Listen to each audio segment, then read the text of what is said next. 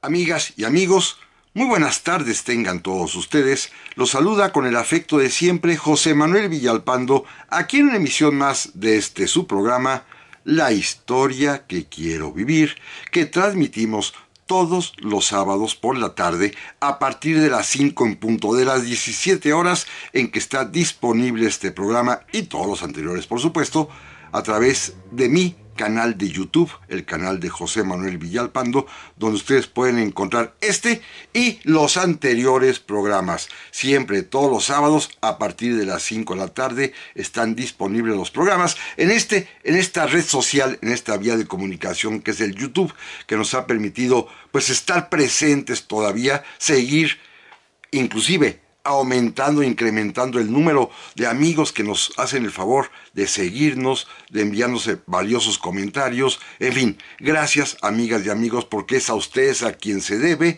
que estos programas continúen, por el entusiasmo, por el afecto, por el apoyo que ustedes me han mostrado en programas que, como ya saben, no se monetizan. Lo hago simple y sencillamente por esa pasión que ustedes me conocen de platicar sobre historia de México. Así que gracias, amigas y amigos, sean ustedes bienvenidos, bienvenidas, y vamos a comenzar, si les parece bien, el programa de hoy.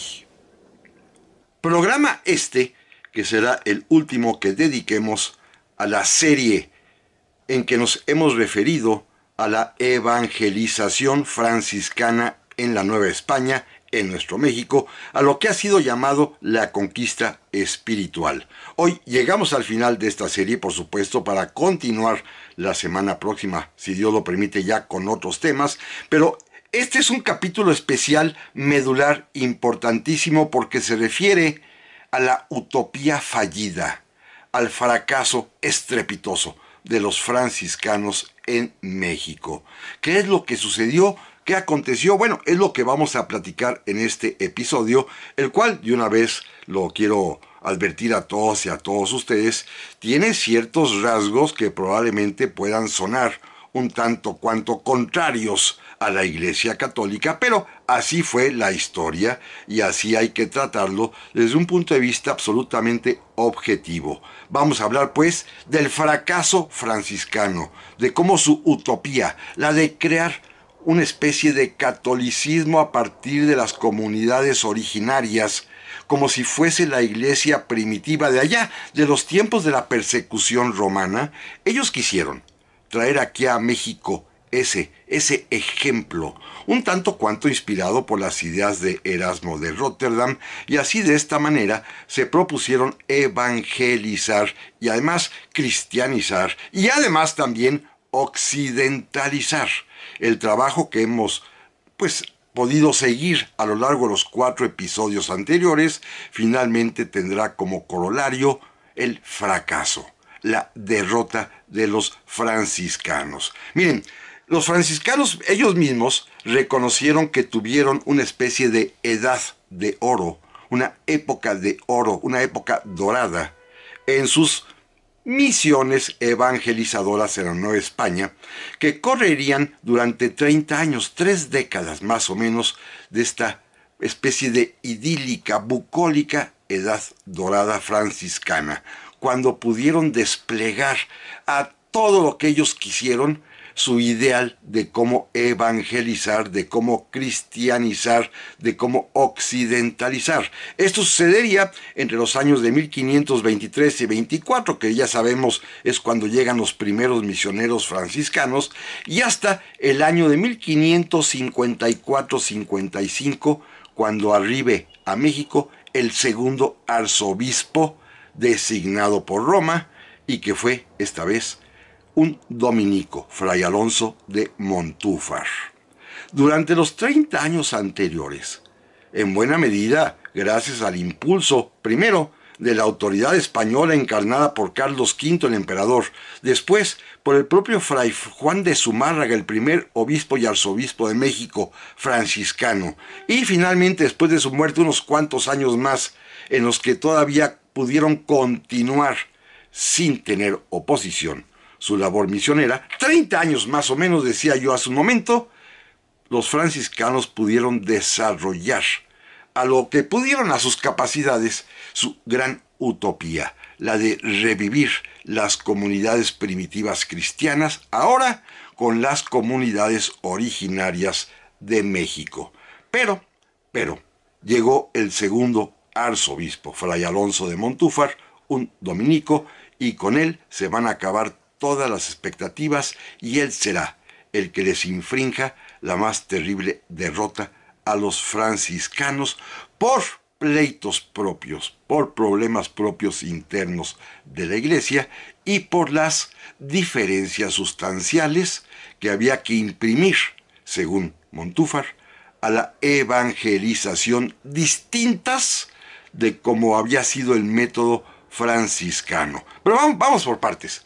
Miren, Fray Juan de Zumárraga va a fallecer en el año de 1548 aquí en México, y durante 4 o 5 años no habrá obispo, sino que los franciscanos continuarán con su obra evangelizadora hasta que desde España llegue, como ya lo indicaba yo, Fray Alonso de Montúfar como segundo arzobispo perteneciente a la Orden de Santo Domingo.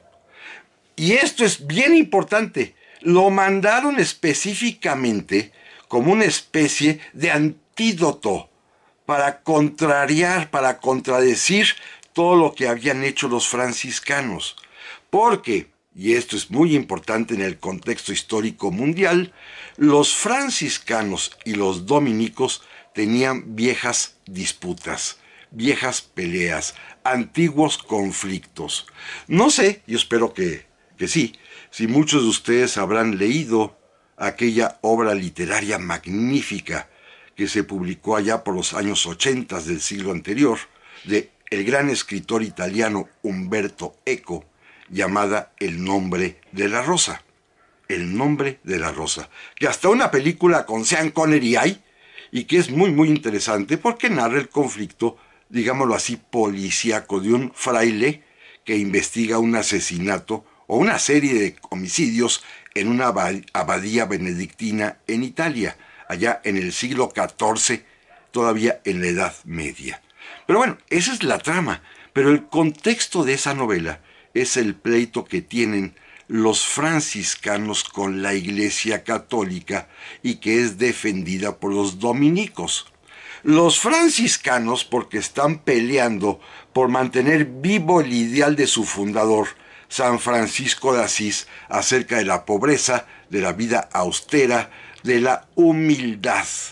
Y la Iglesia, defendida por los dominicos, porque se ha enriquecido, se ha vuelto suntuosa, pomposa, que le encanta la manifestación externa del poder, que usan vestimentas caras, que son templos magníficos, ricamente adornados, y que es un despliegue de poderío económico enorme, que contradice los ideales franciscanos de la humildad, de la sencillez, de la modestia, de la austeridad, de la pobreza. Hay un pleito ahí, y los dominicos son los defensores de la Iglesia porque son además también quienes tienen a su cargo la Inquisición y persiguen a los franciscanos.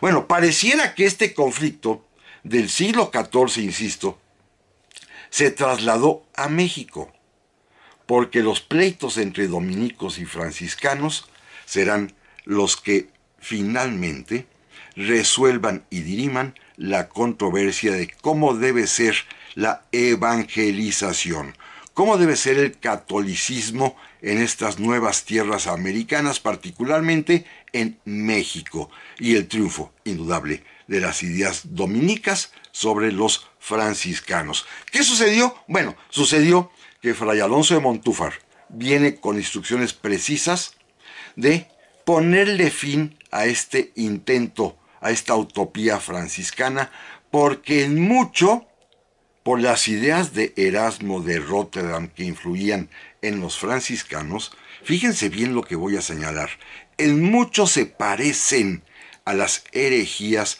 protestantes como han sido calificadas en Europa por el Concilio de Trento, por la famosa contrarreforma luterana iniciada por la Iglesia Católica para combatir, lo que ellos llaman la herejía protestante, la herejía de Lutero. Se trata de combatir al protestantismo, ahora también desde México, porque los franciscanos, en lo que han hecho, tiene tintes un tanto cuanto protestantes desde el punto de vista de los dominicos, erasmistas sin duda alguna, y a pesar de que son siempre católicos, lo que han hecho, esto de trabajar con las comunidades, les suena, les huele, les da la impresión de que es un intento protestante y Fray Alonso de Montúfar viene a terminar con eso. El primer episodio, el primer trancazo que se van a dar, va a consistir en que Fray Alonso de Montúfar trae también indicaciones de aplicar con todo rigor lo que se conocen como los mandamientos de la Iglesia Católica, que ustedes a lo mejor los recuerdan. El eso de ir a misa cada domingo, confesarse una vez al año, comulgar en Pascua Florida, ayunar de vez en cuando y pagar diezmos y primicias. Este va a ser el primer motivo de encuentro, de choque, de conflicto entre el arzobispo dominico Montúfar y los franciscanos en México, pero de esto platicaremos en un momentito más. Ya estamos aquí, amigas y amigos, en este segundo bloque del programa de hoy, último que dedicamos a la evangelización franciscana, a la conquista espiritual de México, a la obra de los misioneros de San Francisco aquí en lo que será nuestro país después. Y estamos ya platicando justamente cuál fue su fracaso, cómo se derrotó su utopía, cómo fallaron en su intento por crear comunidades al estilo de las primitivas cristianas allá de la época de Nerón y de la persecución romana. Decía yo que el primer punto de conflicto entre el arzobispo de México, Fray Alonso de Montúfar, y los franciscanos va a ser la aplicación de los mandamientos de la Iglesia, particularmente el quinto y último: pagar diezmos y primicias, una obligación de los católicos señalada por la Iglesia desde los concilios de Nicea y después los posteriores todavía en la Alta Edad Media, allá hacia finales de los años 500, fue que los fieles cristianos pagaran a la Iglesia el 10% de sus productos, de su trabajo, de lo que obtuvieran como ingresos, como productos de lo que fuera. Había que darle a la Iglesia obligatoriamente el 10%, el diezmo. Era una obligación impuesta por la Iglesia, fíjense, no forma parte de los mandamientos de Dios ni aparece en los evangelios, es una obligación impuesta por los concilios ecuménicos allá en los años 500, en el siglo VI, cuando apenas se está creando la estructura eclesiástica católica cristiana, es cuando se impone a los fieles cristianos la obligatoriedad de pagar este diezmo. Y Montúfar pretende que los indios, como él los llama en América, que nuestros habitantes originarios en la Nueva España, paguen el diezmo. Y es un conflicto grave porque los franciscanos se oponen. Le dicen y le contestan a Montúfar que sería como decirles a los indios que hay que pagar por recibir la fe, que hay que pagar por recibir los sacramentos, que hay que pagar por recibir la occidentalización, que hay que pagar por recibir la verdadera religión, y que esto, pues, por supuesto, no están de acuerdo, pero Montúfar tiene órdenes específicas de Roma y de Madrid de imponer esta forma de religiosidad antigua cristiana en que los fieles deben pagar el diezmo, el 10% de todos sus ingresos a la Iglesia. Así que se vuelve obligatorio el pago de diezmo aún a las comunidades indígenas, por más que los franciscanos argumentaron que eran personas muy pobres que apenas tenían para comer. Y por ejemplo, ese mandamiento de la Iglesia, el cuarto, el de ayunar. Los franciscanos se reían. ¿Cómo van a ayunar si normalmente no tienen ni qué comer? ¿Cómo vamos a imponerles un día de ayuno cuando apenas el resto de los días de la semana pudieron comer algo de maíz, algo de chile y de vez en cuando un poquito de carne de algún puerquito que se mataban por allí? Pero si no tienen casi alimentos, ¿cómo vamos a imponerles el ayuno? Pero además, lo más grave, ¿cómo les vamos a cobrar el 10% si apenas tienen para sobrevivir? Bueno, esto no importó, la Iglesia se impuso y el arzobispo Fray Alonso de Montúfar dispuso para combatir este intento de rebeldía franciscano, que llegó inclusive a que algunos frailes alebrestaron algunas poblaciones indígenas, las armaron con arcos, con flechas, con lo que pudieron para tratar de oponerse, pero fueron inmediatamente sofocados y Montúfar resolvió que la administración de la iglesia, es decir, la parte legal, la parte de la organización, la parte de la administración de los sacramentos inclusive, ya estaría a cargo de los curas diocesanos, de los sacerdotes seculares, de los que no tienen una orden, como los de San Francisco, sino que son dependientes de los obispos. Se les quitó a los frailes la administración de las parroquias. Este fue el primer episodio que marcaba lo que vendría después, Porque miren, para el año de 1555, ya estando Montúfar aquí en México, decidió convocar al primer concilio mexicano. La reunión de todos los obispos que había ya en la Nueva España, que eran varios, la reunión inclusive de los superiores de las órdenes, de los propios dominicos, de los agustinos, de los propios franciscanos, así como la presencia de los teólogos y maestros de la universidad para cumplir con una orden que recibió desde Roma. En esos años, allá en Italia, se estaba desarrollando, tardó mucho tiempo, casi 20 años, el famoso Concilio de Trento, que es el que da la respuesta al protestantismo. Había que combatir las ideas de Lutero. Y estas ideas de Lutero, que repito como dije en el bloque anterior, en mucho se parecían, por lo menos aparentemente, con las ideas de los franciscanos y con sus métodos de evangelización, tendrían que ser también aplicadas en la Nueva España, porque recuerden que España es un imperio católico, en donde la autoridad civil y la autoridad religiosa están los dos imbuidos por el mismo principio religioso católico, y el rey es el defensor de la cristiandad y los obispos son sus seguidores. Así que la iglesia y el Estado son uno mismo. Por lo tanto, había que dar cumplimiento a lo que se dispuso en el Concilio de Trento, y es lo que va a intentar el obispo Montúfar, el arzobispo Montúfar, aquí en la Nueva España, en este primer concilio mexicano, del cual resultan varias disposiciones que son directamente dirigidas en contra de los franciscanos.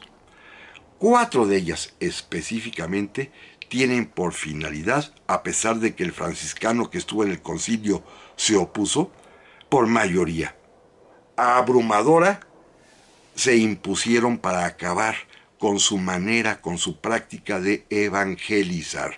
4 fueron las disposiciones que el Concilio Mexicano decidió imponer en la Nueva España en detrimento de los franciscanos.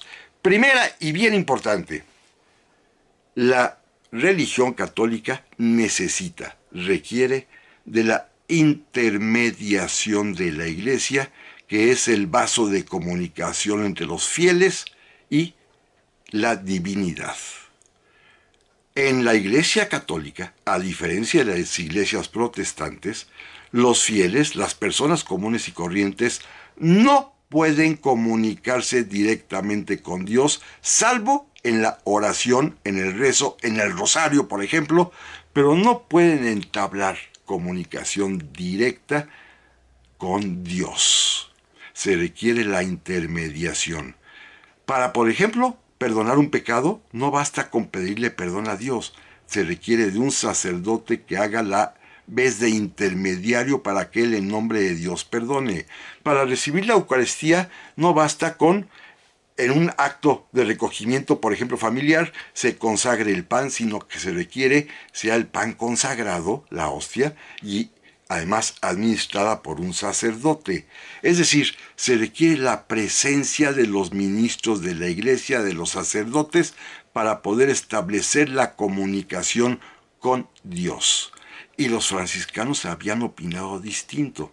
Ante la falta de misioneros y habiendo más de 6 millones de habitantes, los franciscanos organizaron comunidades al estilo, decía yo al principio, de las comunidades primitivas en la época de la persecución romana de Nerón, y cada quien en el seno familiar o en el seno de sus amigos, todos juntos podían orar, pedirle a Dios e inclusive bendecirse, consagrar alimentos y finalmente, pues de alguna manera, reconciliarse con Dios sin necesidad de nadie, de ningún tipo de sacerdote o intermediario.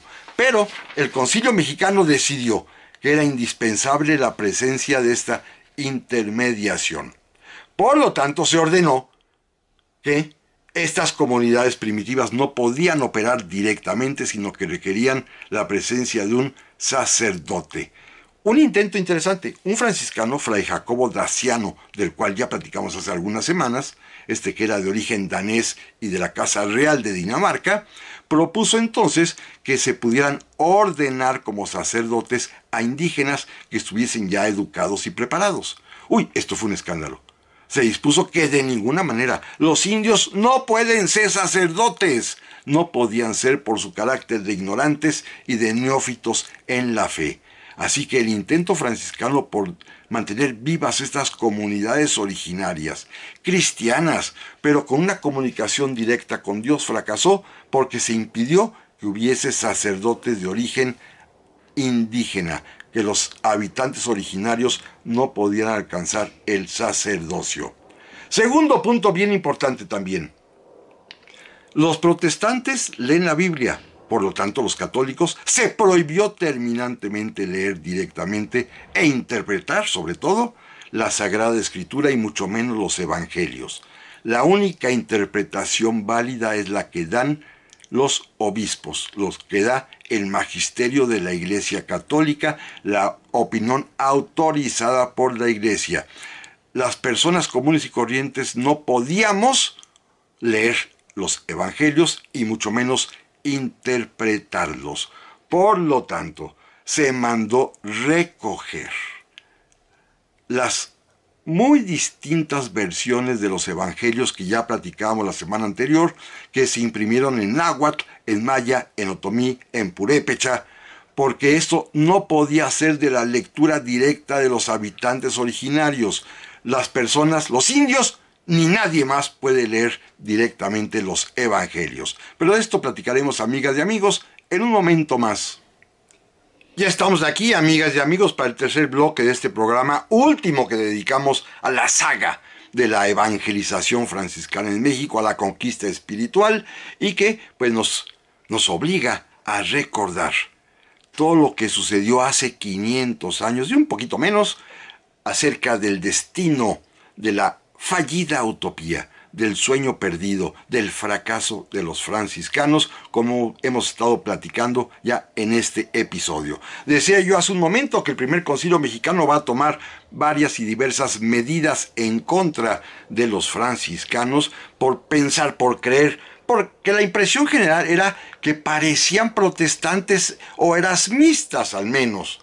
Y esto pues va a implicar, por ejemplo, que no se puedan leer directamente los evangelios por la gente común y corriente, sino es con la intermediación o interpretación oficial que da la Iglesia, y que esto pues va a implicar que todo el esfuerzo que realizó Fray Juan de Zumárraga y los franciscanos de enseñar las lenguas, de enseñar a escribirlas en la grafía occidental, de publicar evangelios en maya, en náhuatl, en purépecha, en otomí, en zapoteca, pues no sirviera para nada porque los habitantes originarios tendrían prohibido totalmente, total y absolutamente, leer directamente los evangelios. Así que se mandaron recoger estos ejemplares que ya se habían difundido y repartido por muchísimas poblaciones de los mayas, de los zapotecas, de los purépechas, de los nahuas, por toda la Nueva España. Así que segundo golpe contra los franciscanos. El primero, simplemente lo reitero, fue aquel en que se prohibió la comunicación directa por Dios, si no es con la intermediación de la Iglesia, y fracasó también el intento de Fray Jacobo Daciano de ordenar curas indígenas. También esto se tiró a la basura. Tercer punto importante que resolvió el Concilio Mexicano es que no pueden publicarse libros en materia de religión ni de cualquier otra si no es con la licencia o autorización de la Iglesia después de haberlo sometido, ese libro, ese texto, el original, a un consejo dictaminador que verifique la pureza religiosa de lo que allí se dice. Esto implica, fíjense qué interesante, que el arzobispo Montúfar mandó recoger también los catecismos que ya se habían impreso y que habían sido escritos en su momento por el propio Fray Juan de Zumárraga o por el propio Fray Pedro de Gante, porque, en opinión del arzobispo, contenían errores. Por ejemplo, uno gravísimo y que va a ser determinante para lo que vamos a platicar un poquito más adelante. Fray Juan de Zumárraga claramente decía que la fe debe transmitirse directamente para la comunicación con Dios y con Cristo, y que no importa venerar a los santos, ni tampoco creer en milagros, porque Dios, dice Zumárraga, Dios ya no quiere que la gente cree en esas cosas. Dios quiere que la gente tenga fe simple y sencillamente por el hecho de que Cristo es el Salvador y Dios es el Creador. Así de sencillo. Y esta frase le pareció herética al obispo Montúfar y mandó recoger los catecismos escritos por Zumárraga y por los demás que ya habían escrito, como Fray Pedro de Gante. Y en esos estaban cuando un fraile, Fray Matulino Gilberti, de origen francés, franciscano, que vino a México y que trabajaba, operaba, misionaba en Michoacán en lengua purépecha o tarasca, escribió un catecismo precisamente en esa lengua, en purépecha.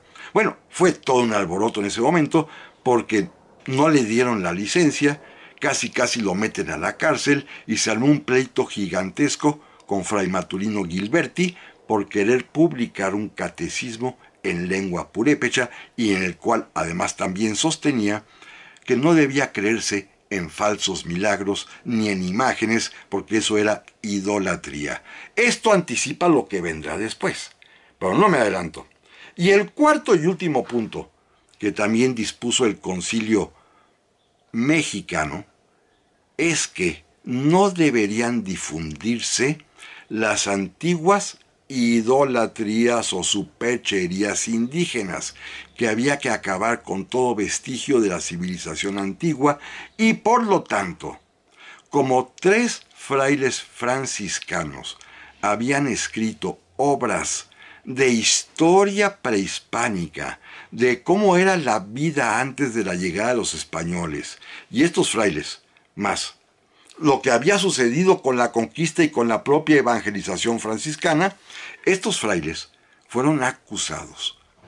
Y, por lo tanto, aunque no pudieron probarles nada, sus obras, sus manuscritos fueron confiscados y ocultados. Me refiero a Fray Toribio de Benavente Motolinia, que escribió La historia de los indios de la Nueva España. Me refiero a Fray Bernardino de Sahagún, que escribió La historia de las cosas de la Nueva España, y me refiero a Fray Jerónimo de Mendieta, que escribió La historia eclesiástica indiana. 3 obras de historia escritas por misioneros franciscanos que fueron confiscadas en sus originales. Confiscadas, las retiraron. Hoy las conocemos. ¿Y saben gracias a qué? Gracias a que hasta en el siglo XIX, cuando ya México pudo ser independiente, un gran bibliófilo mexicano, don Joaquín García y Casbalceta, se dedicó a la tarea de rescatar en archivos mexicanos y españoles todos estos textos antiguos que habían sido escritos en el siglo XVI, particularmente estos 3, los de Motolinia, los de Sahagún y los de Mendieta, y los publicó ya en el México independiente. Permanecieron casi 3 siglos ocultos. ¿Por qué? Porque la Iglesia consideró que no era conveniente que se difundiera la historia de la antigüedad prehispánica mexicana. ¿Por qué? ¿Quién sabe? Pensaban quizás que los indios recaerían en sus antiguas religiones, probablemente, pero de otra parte lo más seguro es que era por una especie de odio hacia los franciscanos que se habían dedicado a la tarea cultural e intelectual de rescatar el pasado prehispánico. Este es el escenario. 4 medidas que tomó, repito, el Concilio Mexicano y que se sumaba a la primera que había dictaminado el obispo Montúfar de cumplir con los mandamientos de la Iglesia en lo relativo al cobro del diezmo, que los indios pagaran el diezmo. Así que con todo este escenario ya viene el punto final. Hay un pequeño intermedio. A un erasmista, a un fraile erasmista, Fray Alonso de Cabello, por andar diciendo que Erasmo tenía razón, porque ustedes recuerdan que el famoso Erasmo de Rotterdam, en su libro El elogio de la locura, hace una crítica terrible a la Iglesia cristiana de su tiempo, a la Iglesia católica después, por lo suntuoso de su culto, por darle prioridad al culto externo y no a la reflexión interna de cada fiel, por creer que la Iglesia es magnificencia, es poder y es lujo. Erasmo de Rotterdam había predicado el regreso a la idea primitiva de las comunidades, como hemos venido platicando, y en México esta idea de Erasmo de Rotterdam, que había aprendido en muchos misioneros, porque sus discípulos habían sido Fray Pedro de Gante y el propio Zumárraga y muchos otros franciscanos. Estas ideas erasmistas estaban condenadas por heréticas, y en México, todavía por estos años, ya por el 1550-1560, un fraile franciscano, Fray Alonso Cabello, fue descubierto escribiendo notas acerca de los libros de Erasmo que tenía a escondidas. Hacía notas, hacía escritos que no publicaba, simplemente eran reflexiones personales sobre lo ventajoso que sería aplicar las ideas de Erasmo en México. Este fraile, Fray Alonso de Cabello, fue capturado y fue puesto en prisión y juzgado por la Inquisición. No lo alcanzaron a acusar de hereje completo, simplemente de erasmista, porque Erasmo de Rotterdam siempre fue cristiano y católico. Es más, Erasmo no quiso apoyar a Lutero, se mantuvo en la obediencia de Roma, pero estaba en ese lindero de la crítica. En México, a un erasmista, porque le encontraron libros de Erasmo y notas manuscritas de él a favor de las ideas de Erasmo y su conveniencia de aplicarlas en México, a este fraile franciscano Alonso de Cabello, lo capturaron, lo enjuiciaron, lo sentenció la Inquisición y lo mandaron al exilio en España. O sea, el ambiente estaba totalmente en contra de los franciscanos. Y vendrá el momento decisivo.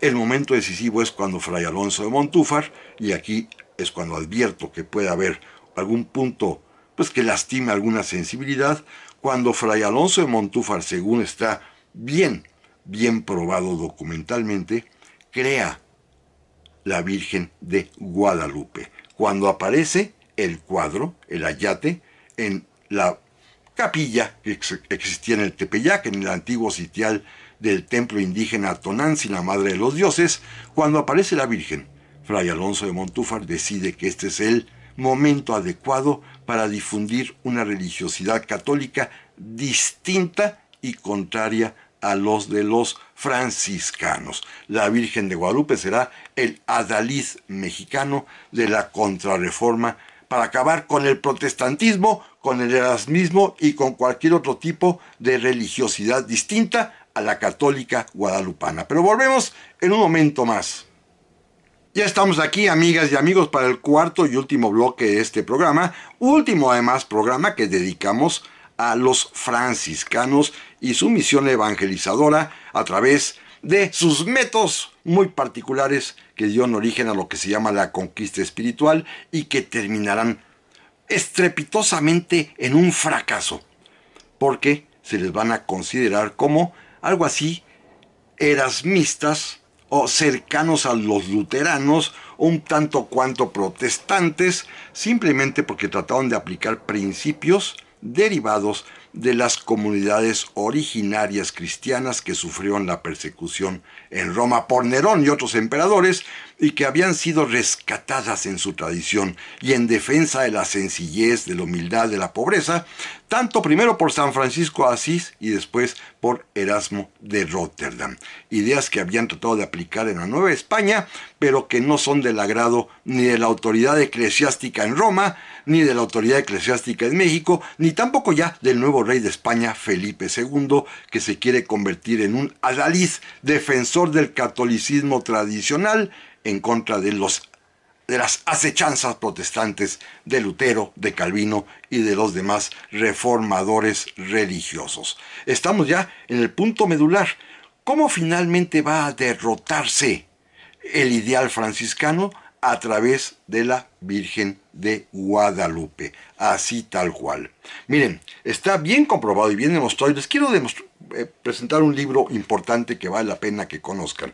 Los que estén interesados en estos temas, por supuesto que es de pura historia, no tiene nada que ver con la religión, ni con la fe, ni con las creencias, es historia. Don Edmundo Gorman, el gran historiador mexicano, escribió este libro que se llama Destierro de sombras. Luz en el origen de la imagen y culto de Nuestra Señora de Guadalupe del Tepeyac, publicado por la propia Universidad Nacional Autónoma de México hace ya varias décadas, Destierro de sombras de Edmundo Gorman, en donde se refiere todo esto que estamos platicando en el capítulo, en el episodio de hoy, particularmente en lo que se trata del debate guadalupano. Cómo la imagen en realidad apareció. Y no digo apareció en el sentido místico, sino apareció puesta en el templo del Tepeyac en el año de 1554 o 1555. Ya sé que esto contradice la tradición popular.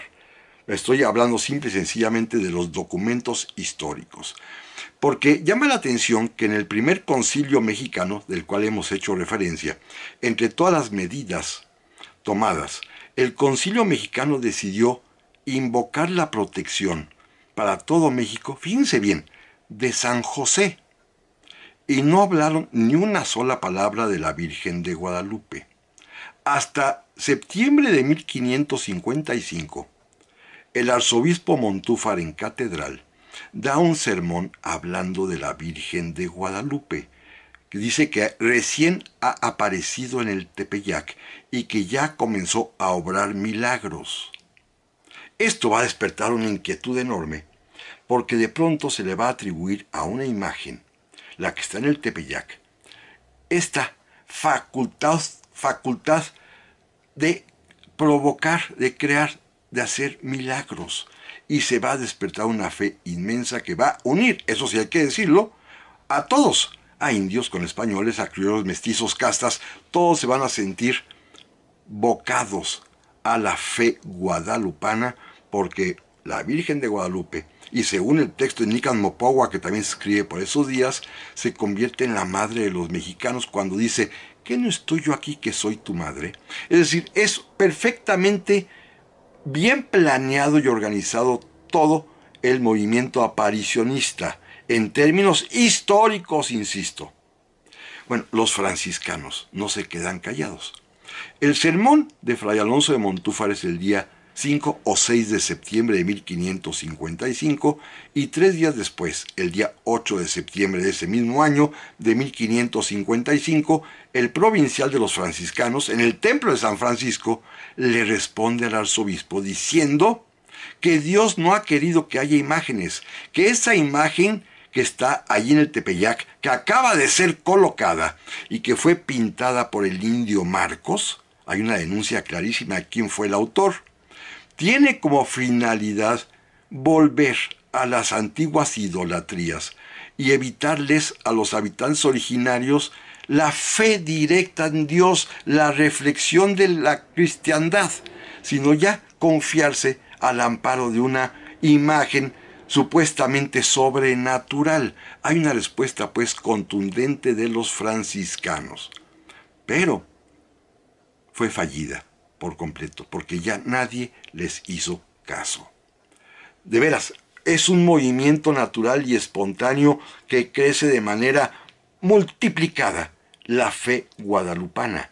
En cuanto se difunde que la Virgen de Guadalupe hace milagros, comienza a crecer de manera exponencial e inusitada la devoción por la Virgen de Guadalupe, y todo el trabajo de los misioneros franciscanos se viene al traste, se desecha por completo, de nada sirvió. Esta idea de crear o recrear las comunidades primitivas, de grupos de oración, de que entre ellos se evangelicen, se enseñen, aprendan a leer y escribir, lean los evangelios, todo esto no sirve absolutamente para nada ante la arrolladora presencia de la Virgen de Guadalupe, difundida particularmente por el arzobispo de México, Fray Alonso de Montúfar, contra la oposición de los misioneros franciscanos que todavía están en México y que ven cómo se desmorona toda su obra. Ya lo platicábamos en los bloques anteriores. Primero les impusieron el diezmo, que los indios pagaran, y les quitaron la administración de las parroquias a los franciscanos. Segundo, también los obligaron a las comunidades a tener intermediación de un sacerdote, y fracasó el intento de los franciscanos de proponer que se ordenaran sacerdotes indígenas. Tercero, se prohibió la lectura directa de los evangelios de la Biblia, la Sagrada Escritura, y por lo tanto se mandó recoger todos los ejemplares que ya se habían impreso antes en náhuatl, en maya, en purépecha, en otomí, en zapoteca, y se prohibió terminantemente volver a imprimir Biblias o evangelios. Luego también se prohibió que se publicaran libros sin permiso, sin consulta con la autoridad eclesiástica, y para colmo, recuerden, se confiscaron las obras, los manuscritos históricos de Sahagún, de Motolinía, de Mendieta. Y el golpe final va a ser la difusión de la devoción guadalupana, porque la fe de los mexicanos se vuelca directamente sobre la Virgen, aprovechando que su misma colocación está sobre un antiguo santuario donde se adoraba a la Madre de los Dioses. Ahora, la versión cristiana católica del arzobispo Montúfar, promovida por la Iglesia, no la franciscana, sino todas las demás órdenes y la Iglesia diocesana, es que la Virgen de Guadalupe es la madre de todos. Es la madre de los mexicanos, y que en su propia conformación, en sus colores de tez, en su manera pues simbólica de expresarse, en el ayate de Juan Diego, pues es finalmente la gran victoria de la contrarreforma mexicana en contra de la pues admonición o advertencia protestante o luterana o erasmista. Eso es lo que explica Edmundo Gorman en este libro que les decía yo que les recomiendo, Destierro de Sombras. Miren, esto va a significar la derrota final de los franciscanos, que a partir de entonces pues pasarán a disciplinarse, a obedecer, a convertirse en una orden más, a ser llamados, como mucha gente los llamó durante mucho tiempo, simplemente frailes chocolateros, cuando ya perdieron toda influencia, cuando ya se dedicaron simplemente a administrar sus parroquias o sus conventos, y pues ya la gente ya no tuvo mayor fe en ellos, que continuaron actuando como sacerdotes, pero mejor se acomodaron al orden de las cosas. Llama mucho la atención que de esos primeros 30 años de vida franciscana intensa, en donde hubo franciscanos de distinguidísima calidad, fíjense bien, amigos, ninguno de ellos, ni Fray Juan de Zumárraga, ni Fray Pedro de Gante, ni Fray Martín de Valencia, ni tampoco Fray Maturino Gilberti, ni Fray Jacobo Daciano, ni Fray Bernardino de Sahagún, ni Fray Jerónimo Mendieta, ni Fray Toribio de Benavente Motolinía, ni ninguno de ellos, de los casi 300 franciscanos que hubo en este periodo en México, ninguno de ellos es santo. Ninguno de ellos ha sido elevado a la calidad del santoral por la Iglesia Católica. Ninguno. Esto es sorprendente, ¿eh? Ninguno de los sacerdotes misioneros franciscanos evangelizadores, los que llegaron aquí a partir de Fray Pedro de Gante y los que estuvieron durante casi todo el siglo XVI en México, ninguno alcanzó la santidad. Increíblemente, los franciscanos tuvieron un primer santo mexicano, pero después, hacia finales del siglo XVI, cuando un joven mexicano decidió ingresar a la Orden de San Francisco, pero irse a las Filipinas y morir sacrificado en el Japón. Me refiero a San Felipe de Jesús, mexicano, franciscano, pero que fue reconocida su santidad por morir en el martirio en Japón, porque aquí en México a los franciscanos les negamos todo tipo de santidad por estos problemas políticos internos de la Iglesia. San Felipe Jesús es franciscano y es mexicano y alcanzó la gloria del martirio y la santidad en el Japón. Pero amigas y amigos, muchas gracias por su atención y primero Dios, aquí con otro tema nos vemos la próxima semana.